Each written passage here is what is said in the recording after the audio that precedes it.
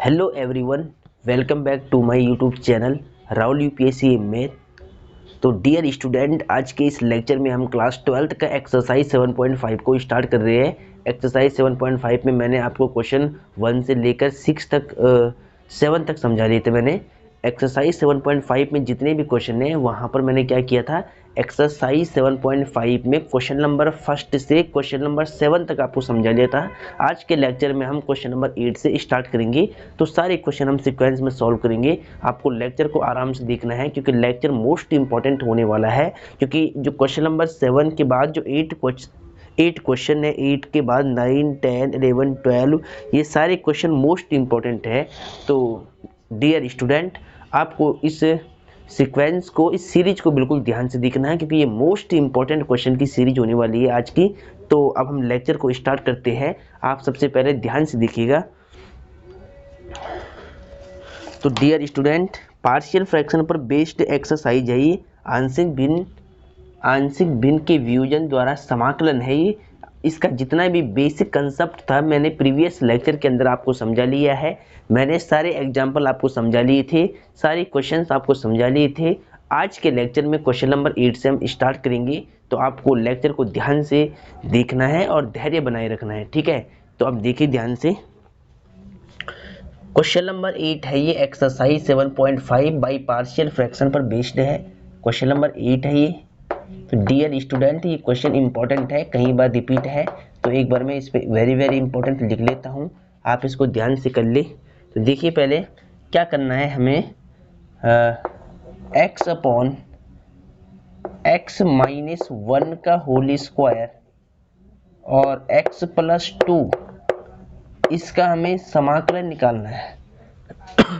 ठीक है, इस क्वेश्चन का हमें समाकलन निकालना है। देखिए ध्यान से, x अपॉन में x माइनस 1 का होल स्क्वायर x प्लस 2 इसका समाकलन निकालना है।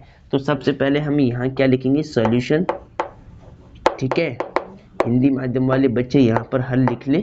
देयरफॉर सबसे पहले क्या करेंगे, लेट माना, इस फंक्शन का एक नाम रख देंगे माना। इस फंक्शन को मान लिया हमने आई फॉर इंटीग्रेशन, इसका हमें इंटीग्रेशन बताना है। तो इंटीग्रेशन का सिंबल भी लगा देंगे, x अपॉन में x माइनस 1 का होल स्क्वायर और x प्लस 2, ठीक है, और dx। चलो, इस क्वेश्चन का हमें समाकलन निकालना है। तो बेसिकली मैंने क्या किया है, इस क्वेश्चन को एक सीक्वेंस के फॉर्मेट में लिख लिया है, आई मान के लिख लिया है। अब बार बार हमें कहीं पर ये लिखने की जरूरत नहीं होगी, हम उसको ये इस पूरे फंक्शन को ये आई बोल सकते हैं। तो इस बात का आपको ध्यान रखना है, ठीक है। चलो, अब डियर स्टूडेंट देखिए, नीचे तो लीनियर फैक्टर बन जाएंगे, ये आपने फॉर्म पढ़ी हुई है। पार्शियल फ्रैक्शन में तोड़ना आपको आता है। तो देखिए सबसे पहले मैं यहाँ पर क्या लिखता हूँ, by partial fraction, by partial fraction. English वाले बच्चे तो बाई पार्शियल फ्रैक्शन लिखेंगे, हिंदी वाले बच्चे क्या लिखेंगे, आंशिक भिन्न में विभक्त करने पर या आंशिक भिन्न से। ठीक है, तो आप शॉर्ट में क्या लिख सकते हैं, आंशिक भिन्न से। और ये स्टेप लिखना जरूरी नहीं है, आप सीधा इसको सॉल्व भी कर सकते हैं। ठीक है, ये स्टेप यहाँ पर लिखकर दिखाने की भी जरूरत नहीं होती है, पर लेकिन मैं आपको दिखा रहा हूँ फिर भी, ताकि आपको याद रहे। इसके बाद हमने यहाँ पर क्या किया है, आंशिक भिन्न लगाई है, ठीक है, पार्शियल फ्रैक्शन लगाया है। तो आंशिक भिन्न से लिखने के बाद डियर स्टूडेंट आपको क्या करना है, बिल्कुल ध्यान दीजिएगा।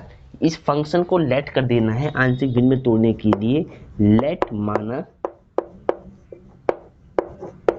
क्या माना, x अपॉन में, इसको तोड़ना है तो x अपॉन में x माइनस 1 का होल स्क्वायर को एज इट इज लिख दिया और x प्लस 2। ठीक है, अब यहाँ ध्यान क्या देना है, देखिए ये लीनियर फैक्टर है, x माइनस 1 का होल स्क्वायर है। होल स्क्वायर वाला जो पार्शियल फ्रैक्शन हमने सीख रखा है बेसिक लेक्चर में, अगर किसी फंक्शन के ऊपर होल स्क्वायर आता है तो उसको हम कैसे लिखते हैं, a अपॉन में, मान लिया कि x माइनस a का होल स्क्वायर है तो हम क्या लिखते थे, a अपॉन में x माइनस a, एक बार वो फैक्टर आता था, फिर b अपॉन में x माइनस a का होल स्क्वायर आता था।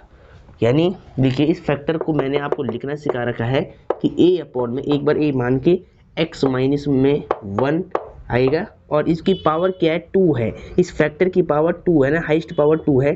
तो यानी हम एक b4 मानेंगे कांस्टेंट और x-1 का होल स्क्वायर दोबारा लिखेंगे।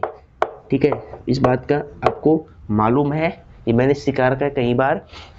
अगर x-1 का होल स्क्वायर वाली फॉर्म बनी हुई है तो पहले एक बार क्या लिखना है a/x-1, फिर क्या लिखना है b/x-1 का होल स्क्वायर सीधा। ठीक है, उसके बाद ये लीनियर फैक्टर एक ये वाला है, रैखिक गुणनखंड है ये। तो अब क्या लिखेंगे c/x+2 लिख देंगे। जो रैखिक बहुपद है लास्ट में, ये भी एक रैखिक बहुपद है, लीनियर पॉलिनोमियल है, तो इसको भी हम क्या लिख देंगे c/x+2 मान के लिख देंगे।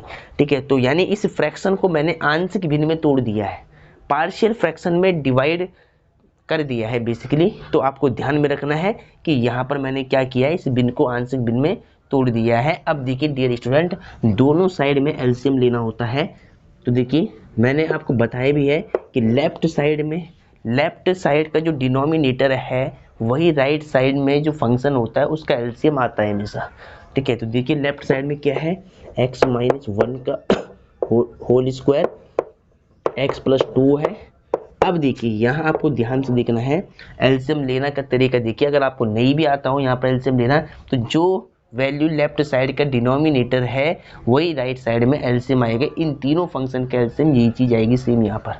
ठीक है, फिर भी मैं यहाँ पर एलसीएम लेना आपको सिखा रहा हूँ। तो देखिए x-1 का होल स्क्वायर, ये सेम टर्म्स है, लेकिन इस वाले फैक्टर की जो डिग्री है इससे ज़्यादा है, पावर ज़्यादा है। भाई ये दोनों फैक्टर सेम है, इस फैक्टर की डिग्री इससे ज़्यादा है ना, तो यानी इन दोनों में से केवल एलसीएम में क्या लेंगे x-1 का होल स्क्वायर लेंगे। और ये डिफरेंट फैक्टर है तो ये साथ में आएगा मल्टीप्लाई में। ठीक है, तो यानी x-1 का होल स्क्वायर x+2 का एलसीएम क्या आया, x-1 का होल स्क्वायर इंटू में x+2 आया। ठीक है, चलो अब देखिए मैंने आपको क्या कहा था कि जो लेफ्ट साइड का डिनोमिनेटर होता है वही राइट साइड की फंक्शन का एलसीएम आता है। देखिए x-1 का होल स्क्वायर x+2 का x+2 सेम है, तो x-1 का होल स्क्वायर और x+2 बिल्कुल देखिए वही सेम चीज़ है। तो यानी मैंने कहा ना कि अगर आपको एलसीएम लेने में यहाँ पर कभी कभार अगर दिक्कत होती है तो आपको यहाँ पर जो नीचे लिखा है वही सेम यहाँ लिख देना है, वही हमेशा एलसीएम आता है। ठीक है, अब देखिए ऊपर क्या है, न्यूमरेटर में a है तो a लिख दिया एज इट इज। अब देखिए x-1 का डिवाइड करना है एलसीएम से, तो x-1 से इसकी पावर कट जाएगी तो क्या बचेगा x-1 x+2 बचेगा। तो यानी x-1 एक के साथ आएगा और x+2 आएगा, प्लस लगाकर देखिए ध्यान से x-1 यानी इस फैक्टर का डिवाइड करना एलसीएम से, तो x-1 के होल स्क्वायर से x-1 का होल स्क्वायर कट जाएगा तो x+2 बचेगा। x+2 का मल्टीप्लाई b के साथ होगा तो b इंटू में x+2 बन जाएगा। ठीक है, अब सिमिलरली यहाँ पर ध्यान देना है, प्लस को सेम, c भी आपको सेम रखना है पहले। अब x+2 का डिवाइड देना है एलसीएम से, तो x+2 से x+2 कट हो जाएगा तो x-1 का होल स्क्वायर बच जाएगा, इसका मल्टीप्लाई c के साथ में हो जाएगा, तो यानी x-1 का होल स्क्वायर। ठीक है, अब दोनों साइड का जो एलसीएम है वो सेम है, तो यानी एलसीएम से एलसीएम कैंसिल हो जाएगा, वन टाइम सामने सामने कट जाता है हमेशा। तो देखिए इधर देखिए क्या बचा है, इधर बचा है x और इधर a इंटू में x-1 और x+2, ठीक, प्लस b इंटू में x+2 और c इंटू में x-1 का होल स्क्वायर। ठीक है, तो डियर स्टूडेंट आपको मैंने ABC का मान निकालने के लिए कई रूल समझा रखी है। ठीक है, सबसे लेंथी रूल क्या होता है जो NCERT ने दे रखा है। ठीक है, सबसे लंबा रूल क्या होता है कि जो NCERT में दे रखा है, उसने क्या किया है कि दोनों और इस a का अंदर मल्टीप्लाई करने के बाद यहाँ पर राइट साइड में x² के गुणांक, x का गुणांक और अचर पदों को अलग करने के बाद दोनों पक्षों में x² और x और अचर पदों की तुलना कर ली है और वहाँ से ABC के मान निकाल रखे हैं। ठीक है, तो आप चाहे तो ये कर लो कि यहाँ पर x² का जो कोफिशिएंट है उनको सेपरेट कर लो, एक्स का जो कोफिशिएंट है उनको सेपरेट कर लो और कांस्टेंट टर्म जो है उनको सेपरेट कर लो और फिर दोनों पक्षों में कंपैरिजन से ए बी सी की वैल्यू निकाल लो। आप चाहे तो आप ये कर लो, लेकिन ये मेथड थोड़ा लेंदी होता है, लंबा होता है, ठीक है। अब देखिए, अब आपको मैं एक सॉल्ट रूल और समझा रहा हूँ यहाँ पर ए बी सी का मान निकालने के लिए, क्योंकि हमारा मेन जो काम रहता है इसके बाद वो ए बी और सी का मान निकालना होता है। तो ए बी सी का मान निकालने के लिए मैं आपको एक सॉल्ट रूल समझा रहा हूँ, एकदम राइट रूल समझा रहा हूँ, जिससे कि एग्जाम में आपके फुल नंबर भी आएंगे और ये क्वेश्चन आप ए बी सी का मान जल्दी निकाल पाओगे, ठीक है। तो इस बात का आपको ध्यान में रखना है डियर स्टूडेंट। अब देखिए ध्यान से, सबसे पहले देखिए इसको चाहे आप इक्वेशन फर्स्ट मान ली, कोई दिक्कत नहीं है, और जहाँ पर आपने इस फंक्शन को पार्शियल फ्रैक्शन में तोड़ा है इसको इक्वेशन सेकंड मान ले, और जहाँ पर आपने इसको सिंपलीफाई करने के बाद एलसीएम से एलसीएम कट हुआ है वहाँ पर जो हमारे पास इक्वेशन बनी है एक, उसको मान लो इक्वेशन नंबर थर्ड, ठीक है।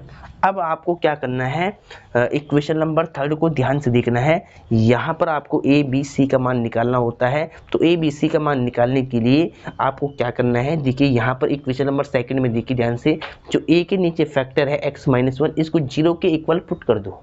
जो ए के नीचे फैक्टर है x माइनस वन, इसको जीरो के इक्वल पुट कर दो। यहाँ से x की वैल्यू निकाल के, यहाँ से x की वैल्यू निकाल करके आपको इक्वेशन नंबर थर्ड में पुट करनी है। यहाँ से आपको a की वैल्यू मिल जाएगी।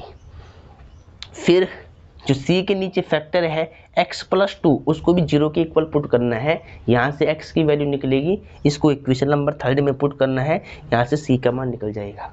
अब आप ये मत कर लेना कि b के जो मतलब नीचे फैक्टर है x माइनस वन, वो आपने कर लिया जीरो। अगर वो जीरो हो गया ना तो b वाली टर्म से हट जाएगी, मतलब b की हमें चाहिए b की वैल्यू। देखो, इस फैक्टर की सहायता से a की वैल्यू निकल जाएगी और इस फैक्टर की सहायता से c की वैल्यू निकल जाएगी। अगर इस फैक्टर को भी आप जीरो के इक्वल रख देते हो तो फिर ये फैक्टर भी जीरो हो जाएगा, इसकी वैल्यू नहीं निकल पाएगी, क्योंकि यहाँ पर ये फैक्टर जीरो होगा, फिर यहाँ पर ये जीरो होगा, तो फिर हमें यहाँ पर c की वैल्यू मतलब मिलेगी, b की वैल्यू नहीं मिल पाएगी। तो यानी b की वैल्यू निकालने के लिए फिर हमें क्या करना पड़ेगा, फिर हमें इसमें जो हमने नंबर रखे उनको छोड़कर कुछ और नंबर हम रख सकते हैं। जीरो रख दो, चाहे आप x की वैल्यू जीरो पुट कर लो पूरे में, यानी यहाँ पर x की वैल्यू जीरो रख दो या वन रख दो, टू रख दो, आपकी इच्छा है, ठीक है। आंसर वन को छोड़ करके, जो वन यहाँ पर मिल रहे वो छोड़ करके नंबर आप चाहे टू रख दो, सीधा माइनस का टू रख दो, प्लस का टू रख दो, जीरो रख दो, मतलब उसके बाद आपको कोई ऐसा नंबर डालना है जिससे b की वैल्यू निकल जाएगी इजीली। यहाँ पर हमें सोचने की बिल्कुल भी जरूरत नहीं होती है। तो ये रूल मुझे बहुत आसान लगता है। तो देखिए आप, ये आपने लिख लिया होगा। अब देखिए डियर स्टूडेंट, इसके बाद ए बी सी की वैल्यू निकालने के लिए मैं क्या करूँगा, इस ऊपर के पोर्शन को रफ करूँगा पहले। तो अब ध्यान से देखिए आप, इक्वेशन नंबर सेकंड मुझे चाहिए होगी। देखिए, इस a की वैल्यू निकालने के लिए जो a के नीचे वाला फैक्टर है इसको जीरो के इक्वल पुट करते हैं। पहले put x minus one equal to zero, यहाँ से x कितना आएगा, वन आएगा। अब इस x की वैल्यू जो वन आई है इसको समीकरण तीन में पुट करनी है। तो यहाँ क्या लिखना है, फ्रॉम इक्वेशन नंबर थर्ड, ठीक है। और हिंदी माध्यम वाले बच्चे क्या लिखेंगे, समीकरण तीन से, समीकरण तीन से। देखिए ध्यान से, समीकरण तीन क्या है, x is equal to a x minus one x plus two, ठीक है। पहले समीकरण तीन लिख रहा हूँ, b एक्स प्लस टू, उसके बाद ध्यान दीजिएगा प्लस सी एक्स माइनस वन का होल स्क्वायर। यहाँ पर देखिए x की वैल्यू वन पुट कर लो जहाँ जहाँ x है, तो यहाँ x है, यहाँ वन, एक को से x है, वन माइनस में वन पहले से है, यहाँ पर वन प्लस में टू प्लस b x की वैल्यू वन, यहाँ पर वन प्लस में टू, और c से x की वैल्यू वन रखेंगे, माइनस में वन और स्क्वायर सेम, ठीक है। अब ध्यान दीजिएगा, वन में से वन जाएगा जीरो, और जीरो के मल्टीप्लाई ए में जीरो, फिर जीरो के मल्टीप्लाई वन प्लस टू में, ये पूरा जीरो हो जाएगा ब्रैकेट, ठीक है, पूरा ब्रैकेट जीरो हो जाएगा यहाँ पर। अब यहाँ देखिए b को सेम रखना है, टू और वन थ्री हो जाएगा, अब यहाँ पर ध्यान दीजिए 1 में से 1 जाएगा 0 और 0 का वर्ग 0 हो जाएगा स्क्वायर, तो 0 की मल्टीप्लाई सी में तो पूरा 0 हो जाएगा ये। तो यानी 1 इज इक्वल टू यहाँ पर b का मल्टीप्लाई 3 से तो 3b हो जाएगा, और देयरफॉर b इक्वल टू कितना बच जाएगा, इंटू का 3 डिवाइड में आएगा 1/3। ठीक है, इंटू का 3 यहाँ डिवाइड में आएगा तो साइड चेंज कर ली, b की वैल्यू 1/3 आ चुकी है। ठीक है, क्या किया, इसके नीचे वाला फैक्टर हमने 0 किया तो हमें b की वैल्यू मिल गई यहाँ पे, क्योंकि a वाला फैक्टर 0 हो गया और c वाला फैक्टर 0 हो गया, तो b हमें यहाँ से मिल चुका इजीली। ठीक है, चलो अब डियर स्टूडेंट, अब देखिए पहले मैं c की वैल्यू निकाल रहा हूँ, जो c के नीचे फैक्टर है x+2 वो पहले मैं 0 के इक्वल पुट कर रहा हूँ। तो देखिए ध्यान से, पहले जो आपने वैल्यू निकाली है उसको मैं साइड में लिखता जा रहा हूँ। ठीक है, b की वैल्यू हमने क्या निकाली है, 1/3 निकाली है, इसको आपको याद रखना है। अब देखिए फिर इसको रब करेंगे, फिर हम यहाँ से पहले, ठीक है, अभी ये स्क्वायर वाला फैक्टर देखिए x-1 सेम फैक्टर है, तो ये हम मतलब 0 नहीं कर सकते, ये तो आप ये रख दो 0 के इक्वल, या तो ये रख दो, बात वही है, लेकिन दोनों सेम फैक्टर है। तो ठीक है, आपको बात समझ में आ रही है ना। देखिए ये दोनों सेम फैक्टर है, अगर मैंने ये किया 0 तो मुझे मिला b, अगर ये करता हूँ 0 तो फिर मुझे क्या मिलेगा, b मिलेगा, a मुझे नहीं मिल पाएगा। तो यानी a की वैल्यू निकालने के लिए बाद में सोचेंगे, पहले देखिए c की वैल्यू में निकालता हूँ, तो यानी c के नीचे जो फैक्टर है x+2 उसको पहले मैं 0 के इक्वल पुट करता हूँ। तो पुट x+2 इक्वल टू 0, यहाँ से x की वैल्यू कितनी आएगी, -2 आएगी। फिर आपको सेम वही चीज़ लिखनी है, फ्रॉम इक्वेशन नंबर 3, हिंदी माध्यम वाले बच्चे क्या लिखेंगे, समीकरण 3 से, समीकरण 3 से। अब देखिए समीकरण 3 पहले आप लिख ले ताकि आपको याद रहे, ताकि आपसे गलती ना हो कहीं पर।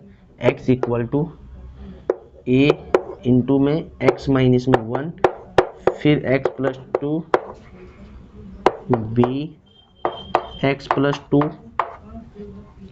प्लस c x-1 का होल स्क्वायर। ठीक है, अब देखिए ध्यान से बिल्कुल, जहाँ जहाँ x है वहाँ आपको -2 पुट करना है, तो यहाँ पर -2, फिर यहाँ पर भी -2, -1 as it is, -2 + 2 same, plus b -2 + 2 और c। देखिए c की वैल्यू, x की वैल्यू -2 -1 और स्क्वायर सेम है। देखिए -2 सेम रख दिया है, देखिए -2 + 2 0 हो जाएगा, अगर ये 0 है तो ये पूरा फैक्टर 0 हो जाएगा, और प्लस देखिए माइनस प्लस माइनस 2 में से 2 जाएगा 0, तो ये भी पूरा 0 हो जाएगा। और यहाँ c में देखिए ध्यान से, c को सेम रखना है, माइनस प्लस 2 1 3 माइनस का 3, और ऊपर क्या चल रहा है, स्क्वायर चल रहा है, उसको सेम रख दिया। -2 इक्वल टू यहाँ क्या बचेगा, खाली c बचेगा, और -3 का स्क्वायर क्या होता है, 9 होता है प्लस का।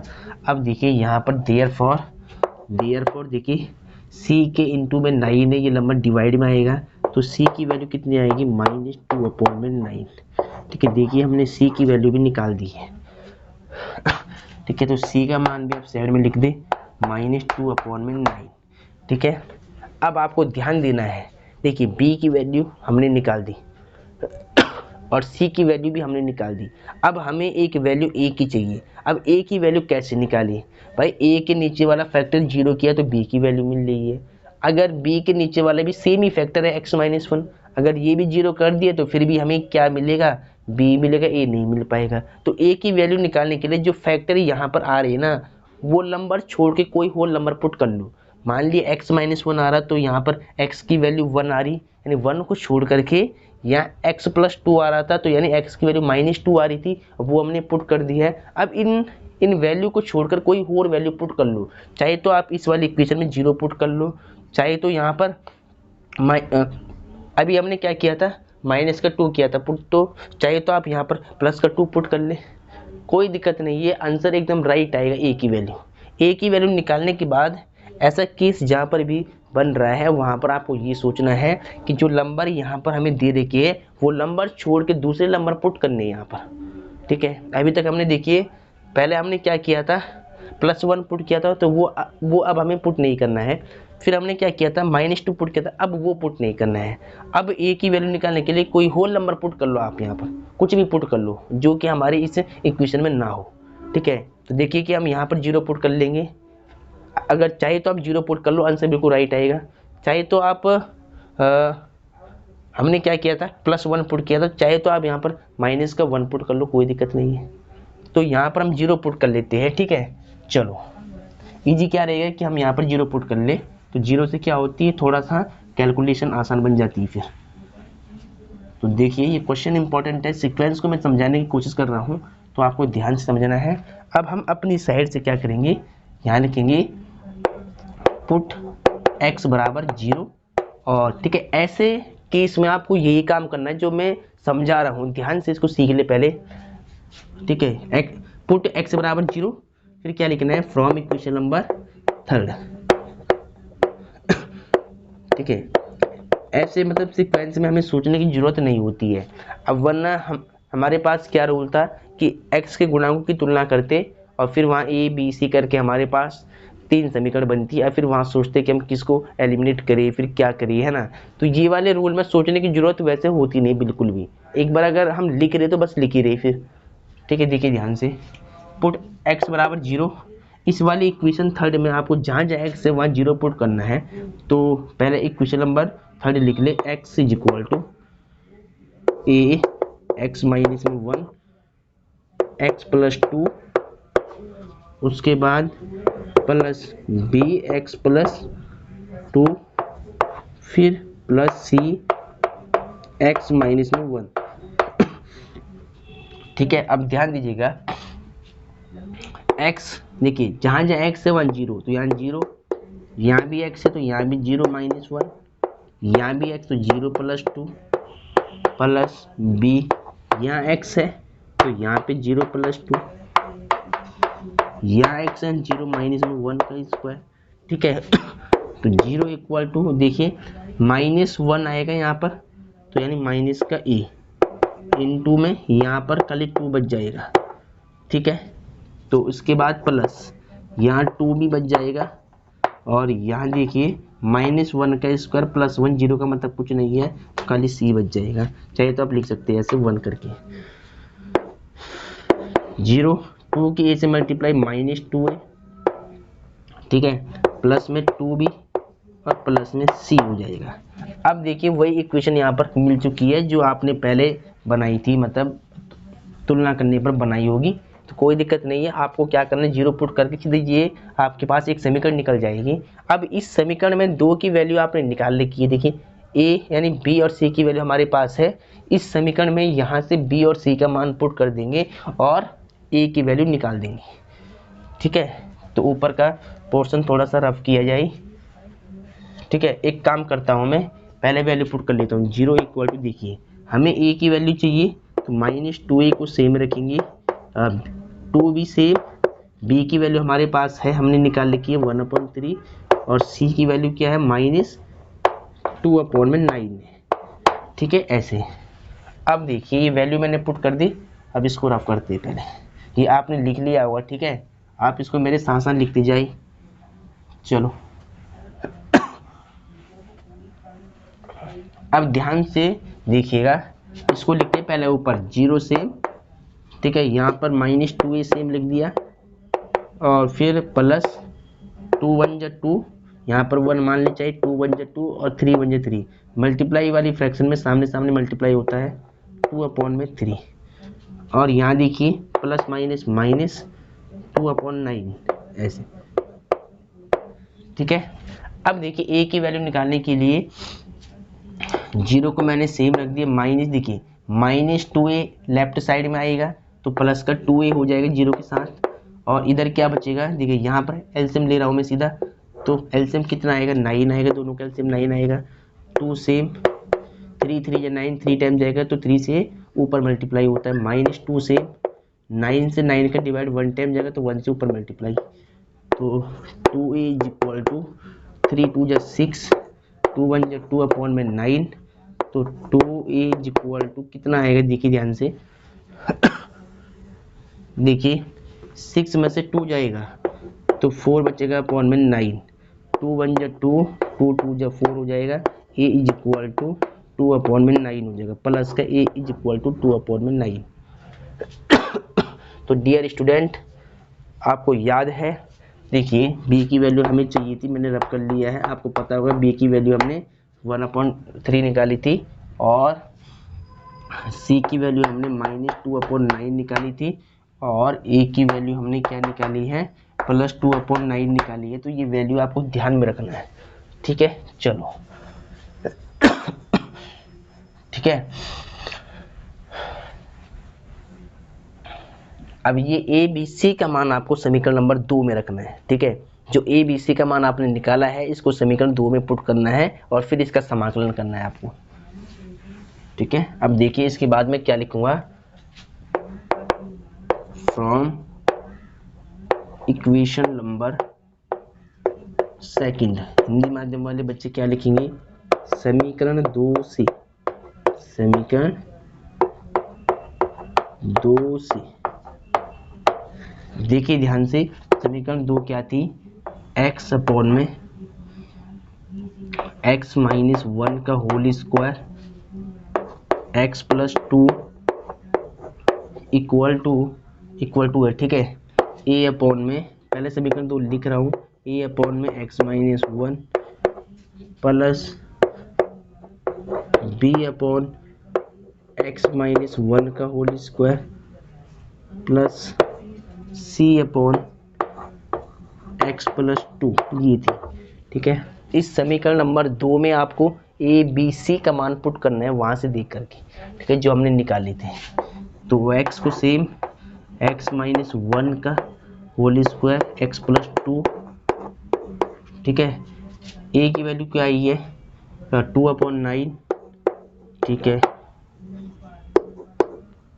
और x माइनस 1 से प्लस b की वैल्यू क्या आई है, b की वैल्यू आई है आपकी माइनस नहीं प्लस की, ये 1/3 है, 1/3, और x माइनस 1 का होल स्क्वायर से c की वैल्यू देखिए, c की वैल्यू -2/9 है, ठीक है। तो -2/9 और अपॉन में x प्लस 2 सेम, ठीक है। तो जहाँ पर a था वहाँ a का मान, जहाँ b था वहाँ b का मान, जहाँ c था वहाँ c का मान निकाल दिया। अब इस फंक्शन का हमें इंटीग्रेशन निकालना है, तो इंटीग्रेशन निकालने से पहले इसको पहले थोड़ा सही रूप में लिख लेते हैं, ताकि इंटीग्रेशन निकालते समय सुविधा हो सके। देखिए ध्यान से, x अपॉन में x माइनस 1 का होल स्क्वायर सेम रख दिया, x प्लस 2। देखिए यहाँ पर इस नंबर की फ्रैक्शन है, इसकी फ्रैक्शन नहीं है, यहाँ पर 1 मान लो, तो जो नंबर सबसे ऊपर होता है उसका सबसे नीचे मल्टीप्लाई, यानी 1 का सबसे ऊपर होगा, 2 1 जा 2, और बीच वाले के बीच वाले से होगा, तो यानी 2/9 ऐसे होगा ना, 2/9 इंटू में, यहाँ चाहिए आप ऐसे मान ले 1 मान के इसको अलग लिख दे, x माइनस 1 ऐसे, ठीक है। देखिए 2 1 जा 2/9 और यहाँ 1 मान के x माइनस 1 बाहर कर दिया।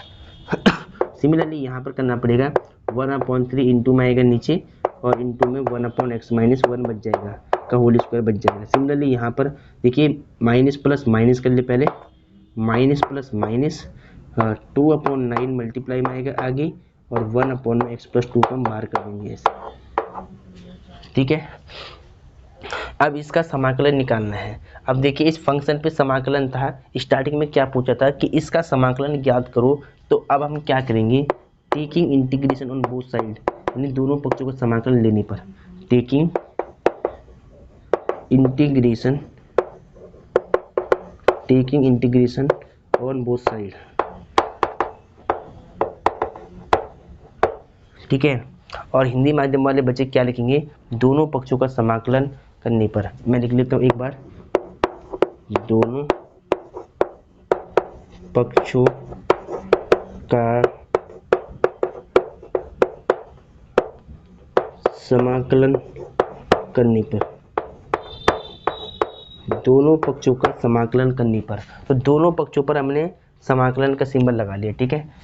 देखिए यहाँ पर इंटीग्रेशन x माइनस 1 का whole square x plus 2 dx ठीक है, और ध्यान क्या रखना है, यहाँ पर दोनों पक्षों में x के सापेक्ष समाकलन करना है।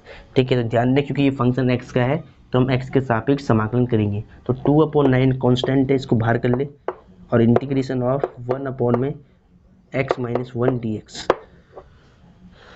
देखिए फिर यहाँ पर 1/3 कांस्टेंट है, 1 में x माइनस 1 का होल स्क्वायर, ठीक है, और dx सेम। -2/9 कांस्टेंट है, बाहर कर देंगे, इंटीग्रेशन ऑफ 1/x + 2 dx। ठीक है, अब इस फंक्शन का हमें समाकलन निकालना है और हमारा आंसर आ जाएगा सीधा। ठीक है, तो ये आपने नोट कर लिया होगा। चलो अब ऊपर देखिए, क्वेश्चन बिल्कुल आपको सीक्वेंस में समझाने की कोशिश कर रहा हूँ, इसी प्रकार से आपको बोर्ड एग्जाम में लिख कर आना है।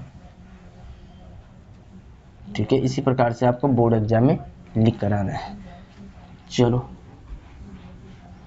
अब डियर स्टूडेंट ध्यान दीजिएगा, इस फंक्शन को पहले मैं ऊपर लिखता हूँ समझाने के लिए। ठीक है, तो देखिए x, इसको पहले लिखता हूँ मैं ऊपर x माइनस 1 का होल स्क्वायर और x + 2 dx और 2/9 इंटीग्रेशन 1/x माइनस 1 dx और प्लस 1/3 इंटीग्रेशन 1/x माइनस 1 का होल स्क्वायर dx और फिर इसको फिर माइनस है 2/9 इंटीग्रेशन ऑफ 1/x + 2 dx। ठीक है, ठीक है डियर स्टूडेंट, ये फंक्शन मैंने पहले सेम ऊपर लिख दिया समझाने के लिए आपको। ठीक है, चलो अब मैं यहाँ से इसको हटा रहा हूँ। ठीक है, सारी वैल्यू मैंने सही लिखी है ना, चलो सब कुछ सही लिखा गया है। चलो अब देखिए ध्यान से, यहाँ का समाकलन करने के लिए तो सीधा आपने सूत्र पढ़ा है इंटीग्रेशन 1/x के क्या होता है, log mod x होता है। देखिए यहाँ पर आपने फॉर्मूला क्या पढ़ा है कि इंटीग्रेशन 1/x dx का इंटीग्रेशन क्या होता है, log mod x होता है प्लस में c। तो यहाँ पर तो ये वाला सूत्र यूज कर लेंगे, लेकिन यहाँ पर आपको समझना है। देखिए आपने क्या पढ़ा है, आपने पढ़ा है कि यदि d/dx, यदि अगर मैं 1/x, यदि 1/x का अगर मैं अवकलन निकालता हूँ तो 1/x का अवकलन क्या होता है, -1/x² होता है। ठीक है, जिस बच्चे ने सीख रखा होगा वो इसको ध्यान से देखिए, 1/x का अवकलन क्या होता है, -1/x² होता है। अगर मैं ये बोल दूं कि 1/-1/x² का समाकलन बताओ तो आंसर क्या आता है, भाई इसका अवकलन ये है तो इसका समाकलन तो ये होगा, -1/x होगा नहीं होगा। ठीक है, अगर ऐसे कोई फंक्शन दे रखा है देखिए 1/x का अवकलन क्या होता है, -1/x²। अगर इसका पुनः मैं समाकलन निकालता हूँ तो इसका आंसर क्या मिलता है, 1/x मिलता है, और जो ये माइनस सिंबल है वो यहाँ से हटकर यहाँ लग जाता है। ठीक है, तो ये बात आपको ध्यान में रखनी है डियर स्टूडेंट। अगर आप सीधा याद करना चाहो तो 1/x माइनस 1 को मान लो x है तो 1/x का स्क्वायर, अगर इसका समाकलन निकालना है तो -1/x माइनस 1 आएगा, 1/-x माइनस 1 आएगा इसके हिसाब से। और अदरवाइज तो यहाँ पर आप सूत्र यूज कर लो। देखिए मैं पहले एक बार बेसिक में समझा रहा हूँ। देखिए 1/x माइनस 1 था, ऐसे लिखा है, पावर जाएगी ऊपर तो x माइनस 1 की पावर -2 हो जाएगी। इसका समाकलन निकालना है तो सूत्र आपने देख रखा है, x की पावर n dx वाला क्या था, x की पावर n+1 प्लस में c वाला, चाहे तो फिर ये लगा लो आप। मैं आपको थोड़ा से जल्दी समझाने के लिए, मतलब एग्जाम में जल्दी करने के लिए सारी जितनी भी मतलब ट्रिक संभव हो सकती है, बेसिक बातें वो आपको समझाने की कोशिश कर रहा हूँ। देखिए आपने पढ़ा है ना कि 1/x का अगर अवकलन निकालते, डेरिवेटिव निकालते तो -1/x² आता है। अगर इसका पुनः हम इंटीग्रेशन निकालते हैं तो 1/x मिलेगा, यानी ये वाला फंक्शन मिलेगा और ये माइनस का सिंबल यहाँ लग जाएगा इस पर, यानी -1/x हो जाएगा। ठीक है, अगर इससे करना है तो क्या बनेगा, x माइनस 1 n+1 यानी -2 + 1/-2 + 1 यानी कितना हो जाएगा, x माइनस 1 -2 में समझ जाएगा, माइनस का 1 में माइनस का 1। अब ये पावर नीचे आएगी तो ये माइनस ऊपर आएगा तो माइनस और 1/, देखिए x माइनस 1 के इन्वर्स को हम क्या लिख सकते हैं, 1/x माइनस 1 ऐसे लिख सकते हैं। देखिए बात वही है, बात वही पड़ रही है। तो चाहे तो आप ये यूज कर ले, चाहे तो आप सीधा ऐसे लिख ले इसको, ठीक है। और x यहाँ पर किसको मानना है, फिर x माइनस 1 को मानना पड़ेगा x। चलो तो मैं यहाँ पर सीधा लिख रहा हूँ पहले, ठीक है। आपको एक नया स्टेप समझा रहा हूँ कि ऐसे भी हम सवाल कर सकते हैं, घबराना नहीं है आपको। तो देखिए ध्यान से, इस फंक्शन को i माना था तो यहाँ में i लिख दूंगा, ठीक है। 2/9 से 1/x माइनस 1 का क्या होगा, log mod x हो जाएगा, और प्लस 1/3 से, ठीक है। इसको क्या लिख सकते हैं, इसको मान लो x माइनस 1 को मान लो कि x है, तो 1/x का क्या होता है, समाकलन 1/x स्क्वायर का समाकलन क्या होता है, -1/x²। ऐसे -1/x खाली क्या होता है, -1/x होता है। और x किसको माना है, x माइनस 1 को माना है, तो यहाँ पर क्या आएगा, x माइनस 1 आएगा, ठीक है।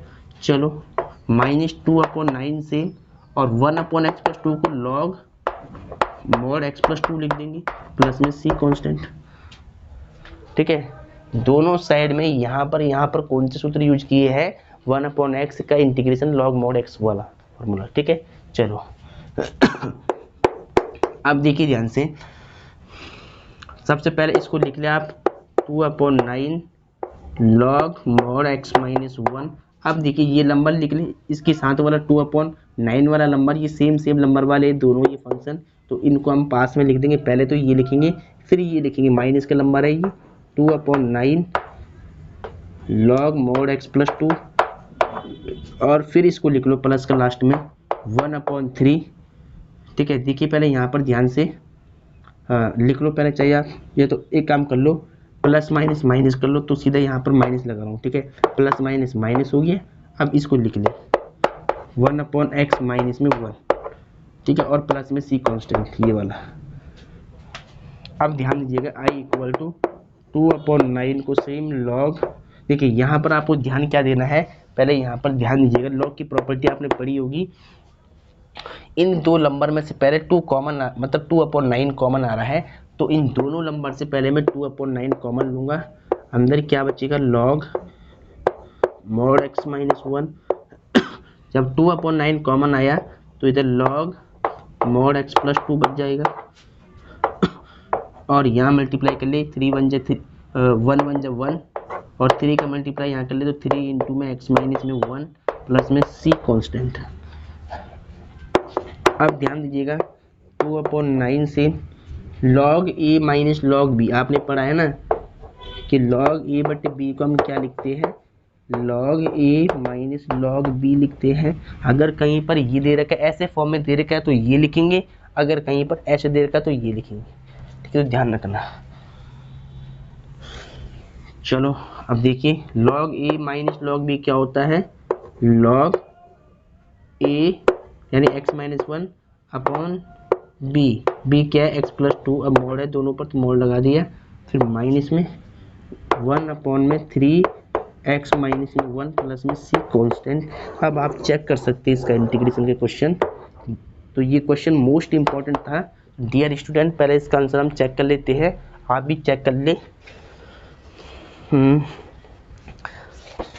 एक्सरसाइज 7.5 का क्वेश्चन नंबर 8 है, 7.5 का क्वेश्चन नंबर 8 देखते क्या आंसर है। 2/9 log x minus 1 x plus 2 minus 1/3 x minus 1 plus में c कांस्टेंट, बिल्कुल राइट आंसर है। तो स्टूडेंट बिल्कुल राइट आंसर है, आपको इसको नोट करना है। तो पहले सभी बच्चे इसको नोट कर ले, इसके बाद हम नेक्स्ट क्वेश्चन को सॉल्व करेंगे।